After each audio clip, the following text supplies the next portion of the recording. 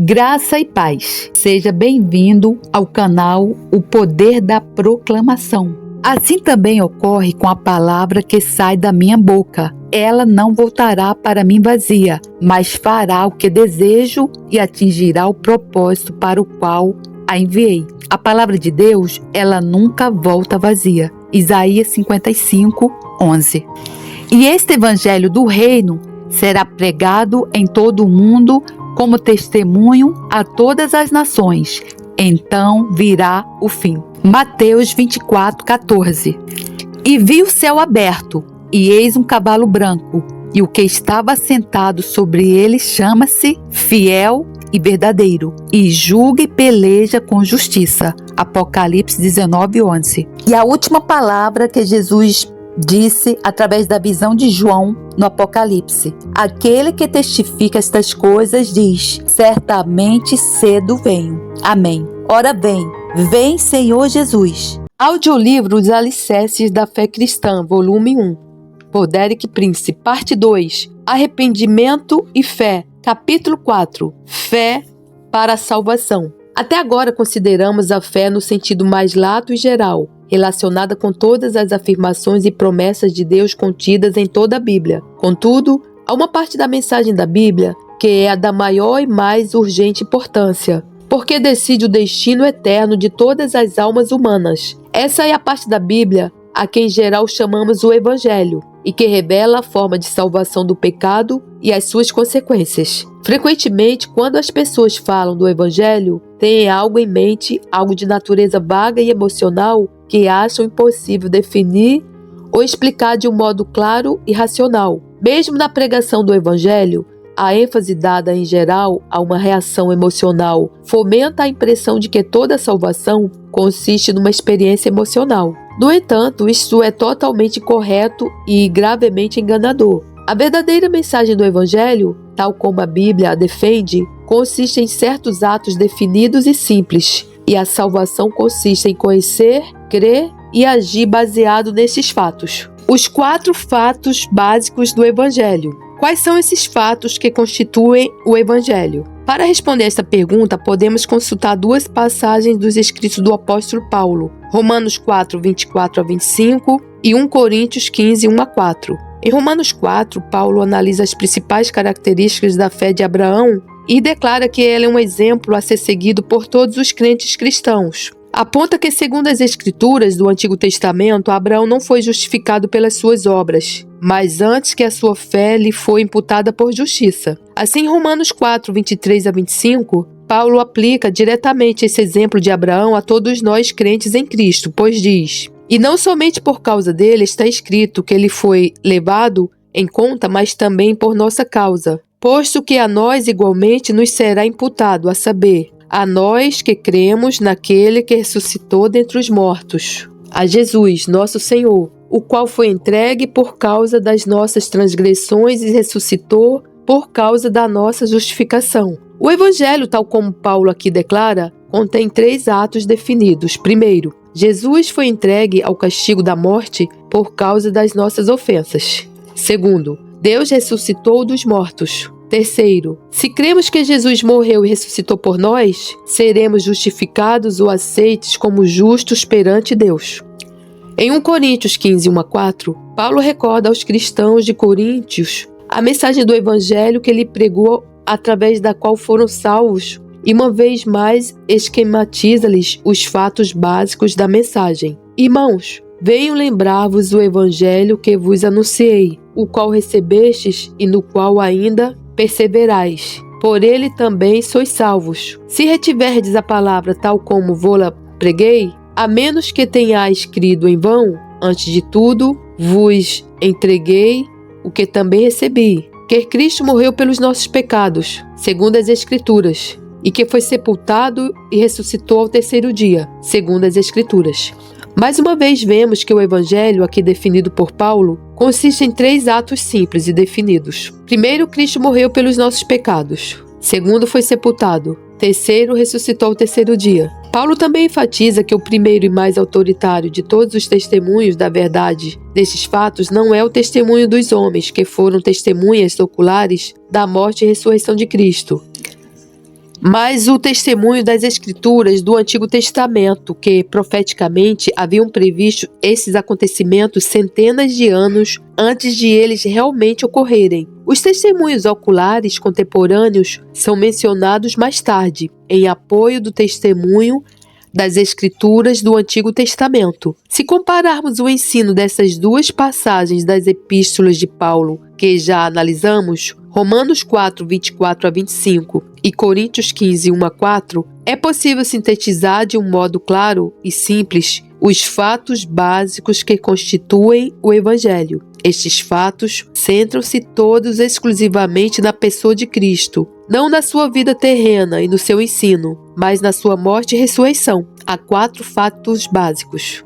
Primeiro, Cristo foi entregue por Deus Pai ao castigo da morte, por causa dos nossos pecados. Segundo, Cristo foi sepultado. Terceiro, Deus ressuscitou dos mortos ao terceiro dia. Quarto, recebemos a justiça de Deus crendo nestes fatos. O ato simples de apropriação. Nessa altura é necessário enfatizar mais uma vez o que dissemos no capítulo 2 sobre a natureza da fé. Há uma diferença vital entre a fé da mente, que nada mais é do que a aceitação intelectual dos fatos do Evangelho, e a fé do coração, que resulta sempre numa resposta definida e positiva a estes fatos. Todo o Novo Testamento deixa claro que a experiência da salvação para cada pessoa surge apenas como resultado dessa resposta pessoal ao Evangelho. O Novo Testamento utiliza várias palavras para descrever esta resposta ativa e pessoal ao Evangelho.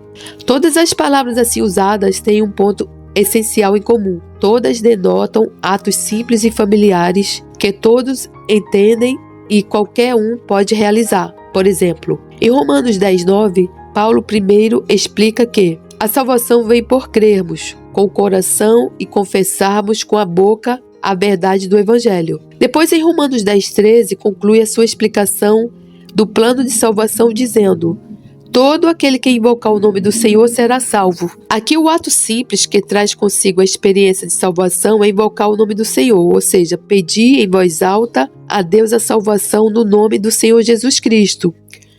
Em Mateus 11:28, Cristo utiliza a mesma palavra simples e familiar. Vinde para descrever a resposta que ele exige ao convite do Evangelho, pois diz: vinde a mim, todos os que estáis cansados e sobrecarregados, e eu vos aliviarei. Em João 6,37, Cristo acrescenta a esse convite de ir a ele uma promessa confortante: e o que vem a mim, de modo nenhum o lançarei fora. Assim, o convite é apoiado pela promessa, e a promessa cria a fé exigida naqueles que desejam aceitar o convite. Em João 4,14, falando a samaritana junto ao poço de Jacó, Cristo utiliza o ato simples de beber, que era apropriado àquela situação particular, para expressar a reação necessária ao Evangelho. Diz ele: aquele, porém, que beber da água que eu lhe der, nunca terá sede. Pelo contrário, a água que eu lhe der será nele uma fonte a jorrar para a vida eterna. Aqui o ato de receber a salvação é comparado ao de beber água. Neste caso, primeiramente é dada a promessa: nunca terá sede. Seguidamente, a promessa é apoiada por um convite. Em João 7,37, Cristo diz: se alguém tem sede, venha a mim e beba. E de novo em Apocalipse 22,17 lemos: o Espírito e a noiva dizem: vem. Aquele que ouve, diga: vem. Aquele que tem sede, venha. E quem quiser, receba de graça a água da vida. Em João 1:11-13, a palavra usada pelo apóstolo João para traduzir esta resposta ativa ao Evangelho é receber. Nestes 3 versículos, João descreve relativamente a Cristo: veio para o que era seu, e os seus não receberam. Mas a todos quantos o receberam, deu-lhes o poder de serem feitos filhos de Deus, a saber, aos que creem no seu nome, os quais não nasceram do sangue, nem da vontade da carne, nem da vontade do homem, mas de Deus. Aqui o pensamento-chave é o de receber Cristo pessoalmente. O resultado dessa resposta de fé é descrito por João como tornar-se filho de Deus, ou ser-se nascido de Deus. O próprio Cristo refere-se à mesma experiência em João 3,3, onde convida a nascer de novo. Aí deixa bem esclarecido que sem essa experiência clara e definida, ninguém pode jamais esperar entrar no reino de Deus, pois diz: em verdade, te digo, que se alguém não nascer de novo, não pode ver o reino de Deus. Mais uma vez, este desafio de responder ao Evangelho recebendo Cristo pessoalmente, dado no Evangelho de João, é apoiado por uma promessa definida dada por Cristo em Apocalipse 3:20, onde diz: Eis que estou à porta e bato. Se alguém ouvir a minha voz e abrir a porta, entrarei em sua casa e cearei com ele, e ele comigo. Aqui Jesus fala diretamente a cada alma individual que ouviu o Evangelho e deseja responder abrindo a porta do coração para receber Cristo. A cada alma que tomar tal decisão, Cristo faz uma promessa clara e iniludível: entrarei. Já vimos que em cada caso em que o Evangelho é apresentado, é exigida a fé para ver uma resposta simples e pessoal. A palavra usada para descrever esta reação pode variar, mas a natureza essencial da resposta é sempre a mesma. Nos casos que já analisamos, são utilizadas as seguintes palavras para descrever essa resposta: clamar, vir, beber, receber. Como já referimos, todas elas denotam um ato simples e familiar que todos entendem e podem pôr em prática. Há uma outra característica vitalmente importante comum a todos esses atos. São atos que a pessoa deve realizar por si só. Ninguém os pode praticar em vez de outrem. Cada um deve clamar por si só. Cada um deve vir por si só. Cada um deve beber por si só. Cada um deve receber por si só. O mesmo acontece com a resposta ao Evangelho. Cada pessoa deve dar a sua resposta individual. Ninguém pode responder por outrem. Cada um salva-se ou perde-se apenas pela sua própria resposta. É dever de cada cristão responsável, seja leigo ou não, conhecer pormenorizadamente estes fatos básicos do Evangelho, que acabamos de esquematizar, e também as diversas formas como o Novo Testamento apresenta a necessidade de uma resposta definida e pessoal de cada pessoa ao Evangelho. A obra do Reino de Cristo seria grandemente beneficiada se cada ministro decidisse solenemente incorporar estes fatos do Evangelho em todos os sermões que pregasse. Sempre que um sermão é regularmente pregado sem a clara apresentação destes fatos, é questionável se daí resultará algo de valor eterno. Nunca falo deste assunto sem referir um incidente que ocorreu comigo quando trabalhava como ministro do Evangelho em Londres, Inglaterra. O incidente envolveu uma senhora a quem chamarei de Senhora H. Durante várias semanas, a Senhora H foi visita regular de nossa casa, onde dava lições de piano às nossas duas filhas mais novas. Não sabíamos muita coisa sobre ela, exceto que era uma senhora de bom aspecto que frequentava uma conhecida igreja evangélica perto de nossa casa. Deu-nos a entender que estava ativamente envolvida na sociedade missionária de senhoras dessa igreja. Um dia soubemos que a Senhora H fora levada para o hospital gravemente doente, com poucas probabilidades de escapar com vida. Dadas as circunstâncias, achei-me na obrigação de a ir visitar. Ao pedir autorização para ver, a enfermeira respondeu que, devido ao seu estado, não eram permitidas visitas.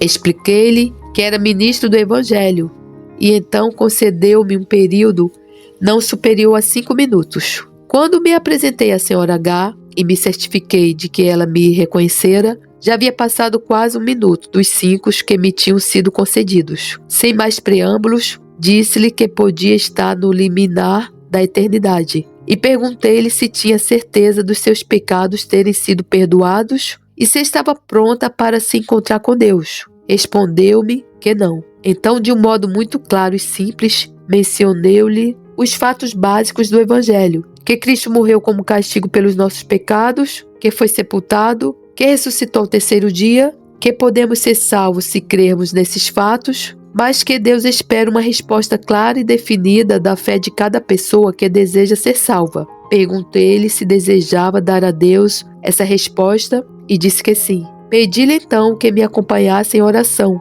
e, ao orar em voz alta, repeti em poucas frases os fatos do Evangelho e reivindiquei a promessa de salvação de Deus. A Senhora H repetiu cada frase. Perguntei-lhe se queria estar salva agora e a resposta foi sim. E finalizei com outra oração, entregando-a ao Senhor e agradecendo-lhe pela sua salvação. Nessa altura ainda tinha meio minuto dos 5 concedidos. Assim, a partir do momento em que comecei a falar à Senhora H sobre a sua alma, levei menos de 4 minutos a apresentar-lhe o Evangelho e a conduzi-la a uma experiência e certeza clara de salvação. Deste modo, a senhora H obteve paz de uma maneira nunca antes experimentada em toda a sua vida. Em consequência direta, melhorou e recuperou rapidamente da doença e em breve obteve alta do hospital. Glórias a Deus, louvado seja o Senhor. Poucas semanas depois, a senhora H voltava a ensinar piano em nossa casa. Quando as lições acabaram, perguntei-lhe se importava de me responder a uma pergunta pessoal,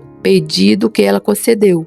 Então prossegui. Senhora H, sei que durante muitos anos frequentou fielmente aquela igreja, onde participava ativamente. No entanto, no momento de crise, quando teve de enfrentar a eternidade, a senhora não estava preparada para se encontrar com Deus. Importa-se de me dizer sobre que assuntos o seu pastor prega em cada domingo? Bem, respondeu ela, em geral, ele prega sobre a vida cristã e como crescer na graça de Deus. Mas repliquei, não adiantava pregar-lhe sobre a vida cristã ou sobre como crescer na graça de Deus, porque a senhora nunca havia nascido de novo, e assim era-lhe impossível crescer na vida cristã e na graça de Deus. É impossível um bebê começar a crescer sem primeiro ter nascido. Sim, foi a resposta dela. Agora percebo que isso é verdade. Vou falar sobre isso ao meu pastor. Não pude evitar pensar qual seria o resultado. No entanto, ela estava decidida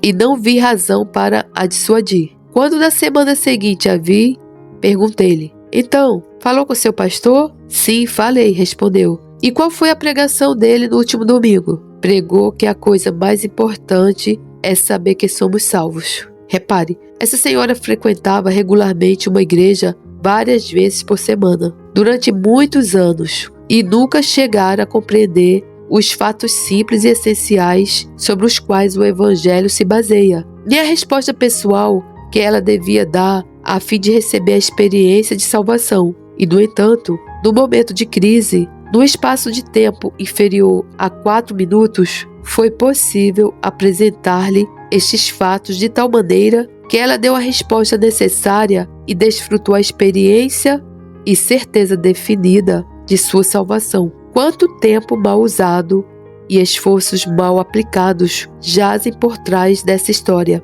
E este caso pode sem dúvida ser multiplicado milhões de vezes em muitas igrejas à volta do mundo. Uma vez na África Oriental, ouvi um jovem evangelista africano falar com um missionário branco responsável pela direção de um grupo de igrejas que se estendiam por uma vasta área a fazer a seguinte afirmação: as suas igrejas são apenas armazéns, reservando pessoas para o inferno. Para alguns, esta pode parecer uma afirmação chocante, especialmente por vir de um negro para um branco e de um nacional para um missionário. No entanto, conhecendo a situação como eu a conhecia, percebi que o jovem africano tinha razão. A grande maioria dos membros dessas igrejas, nem uma única vez lhes foram apresentados os fatos básicos do Evangelho, nem tampouco foram confrontados com a necessidade de darem uma resposta pessoal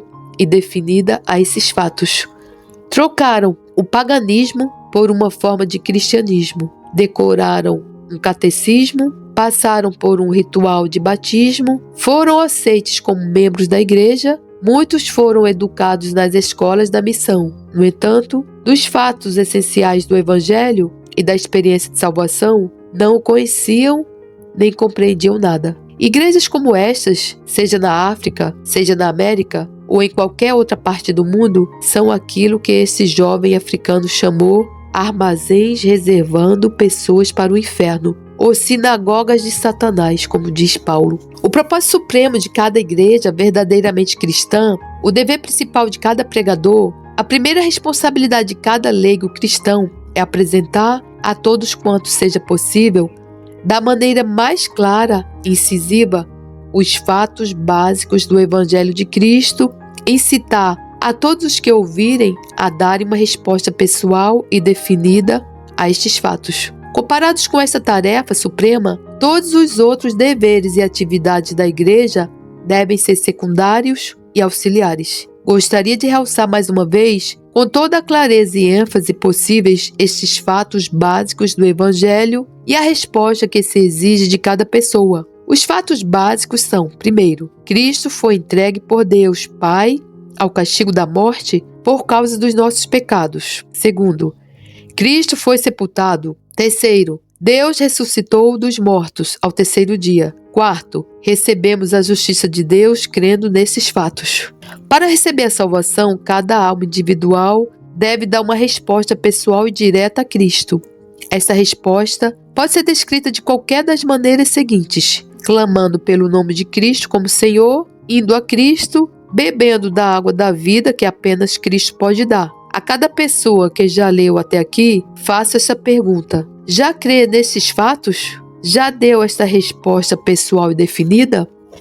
Se ainda não, aconselho urgentemente a que eu faça agora mesmo. Ore comigo tal como a senhora H, naquele quarto de hospital. Diga estas palavras: Senhor Jesus Cristo, creio que morreste pelos meus pecados, que foste sepultado, que ressuscitaste ao terceiro dia. Agora arrependo-me dos meus pecados e venho a ti, pedindo-te misericórdia e perdão. Pela fé na tua promessa, recebo-te pessoalmente como meu Salvador e confesso-te como meu Senhor. Entra no meu coração, dá-me a vida eterna, faze-me o Filho de Deus. Amém. Louvado seja o nome do Senhor. Pai amado, querido Deus, muito obrigada, Senhor, por esse ensino e por esse testemunho, Senhor. Que assim como essa senhora, muitas pessoas aí estão nas igrejas, Senhor, fazendo parte do corpo de Cristo, achando que estão salvas, mas caminhando para o abismo, para o lago de fogo de enxofre,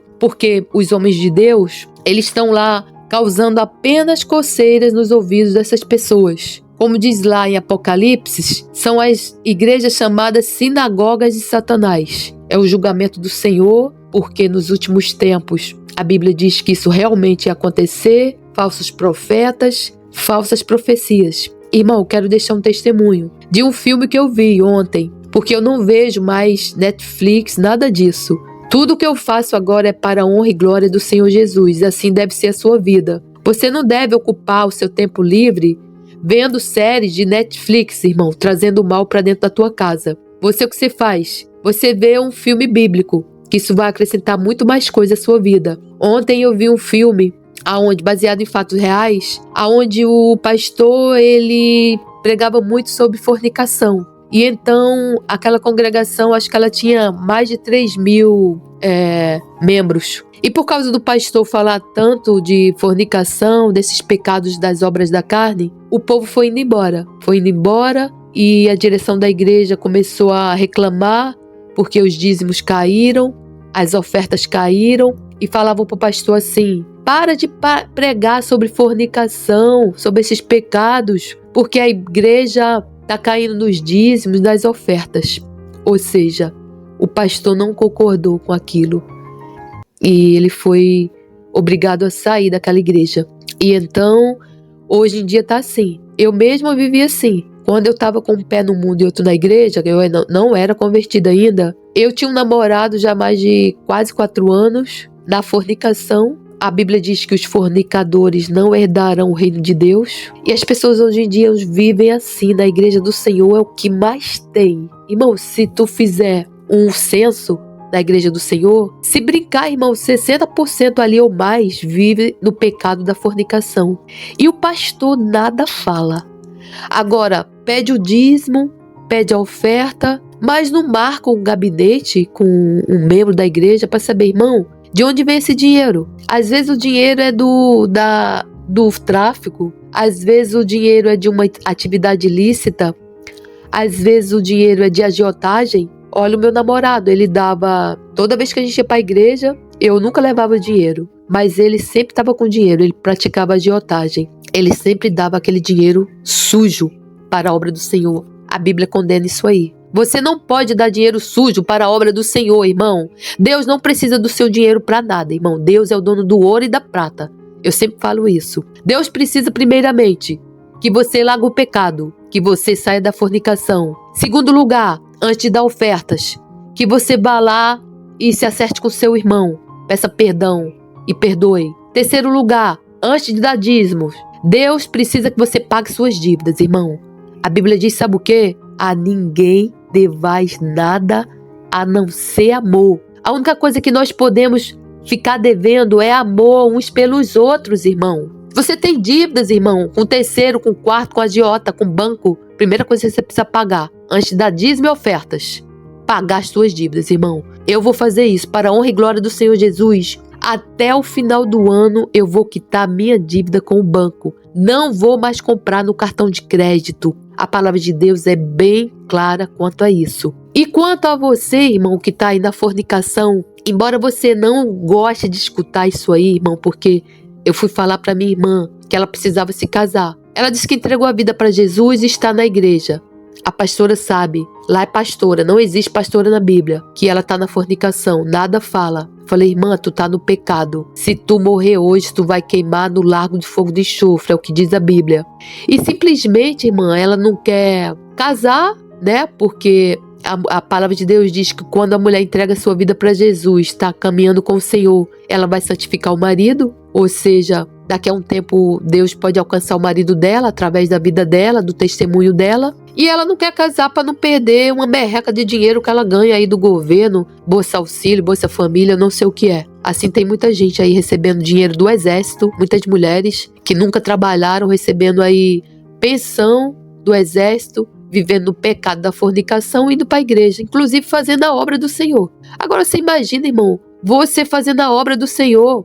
Eu tenho uma amiga que ela está fazendo a obra do Senhor, ela dá um curso chamado Metanoia. Metanoia quer dizer arrependimento. Ela faz a obra do Senhor. Vai ela e o companheiro dela. Ela está na fornicação desde o tempo que ela se converteu. Isso já tem mais de 10 anos. Ela fala, é tudo no tempo de Deus.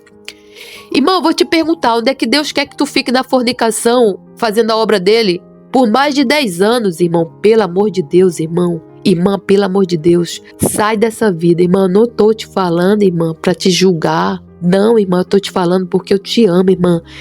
Eu não quero que você aconteça o que aconteceu comigo. Irmã, olha, eu chegava a tomar a ceia do Senhor, junto com esse meu namorado, fornicando, irmão. Olha o que o irmão ensinou aqui. É o motivo de muitas pessoas estarem enfermas, doentes e até já terem partido para os quintos dos infernos, irmão. Não faz isso, irmão. Se coloca no altar do Senhor, irmão, em primeiro lugar.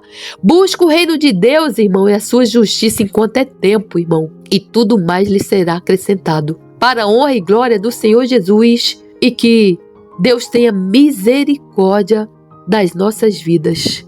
Amém. Levanta-se, Deus, enfim, um dissipado dos seus inimigos. Fugirão de diante dele os que o odeiam. Como se impere a fumaça, assim tu os impérios. Assim como a cera se derrete diante do fogo, assim perecem os ímpios diante de Deus. Mas alegrem-se os justos e se regozijem na presença de Deus, e folguem de alegria. Cantai a Deus, cantai louvores ao seu nome. Louvai aquele que vai montado sobre os céus, pois o seu nome é Senhor. E exultai diante dele, Pai de órfãos e juiz de viúvas. É Deus no seu lugar santo. Deus faz que o solitário viva em família. Liberta aqueles que estão presos em grilhões, mas os rebeldes habitam em terra seca. 7.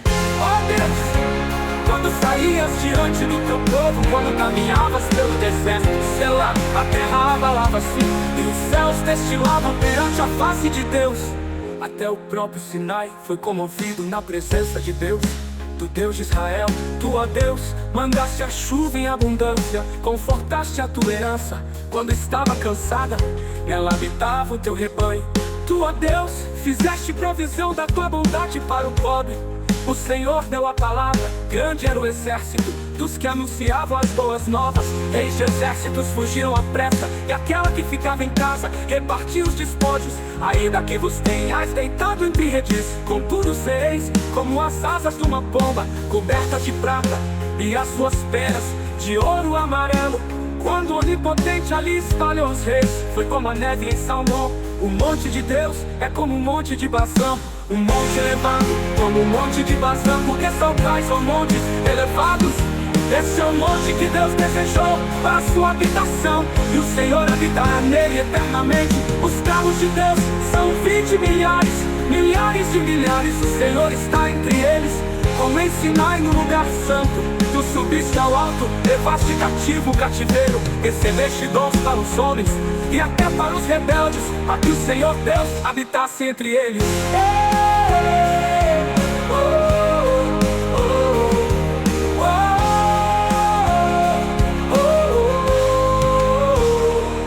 Bendito seja o Senhor, que de dia em dia nos carrega de benefícios, o Deus que é nossa salvação. Selá. O nosso Deus é o Deus da salvação, e a Deus, o Senhor, pertencem os livramentos da morte. Mas Deus ferirá gravemente a cabeça de seus inimigos, e o crânio cabeludo do que anda em suas culpas. Disse o Senhor: eu os farei voltar de Bazã, farei voltar o meu povo das profundezas do mar, para que o teu pé mergulhe no sangue de teus inimigos e no mesmo a língua dos teus cães. Ó Deus, eles têm visto os teus caminhos, os caminhos do meu Deus, meu rei no santuário. Os cantores iam adiante, os tocadores de instrumentos atrás, entre eles as donzelas tocando adornos. Celebrai a Deus nas congregações, ao Senhor desde a fonte de Israel. Ali está o pequeno Benjamim, que domina sobre eles, os príncipes de Judá com seu ajuntamento, os príncipes de Zebulon e os príncipes de Naphtali. Teu Deus ordenou a tua força, fortalece, ó Deus, o que já fizeste para nós.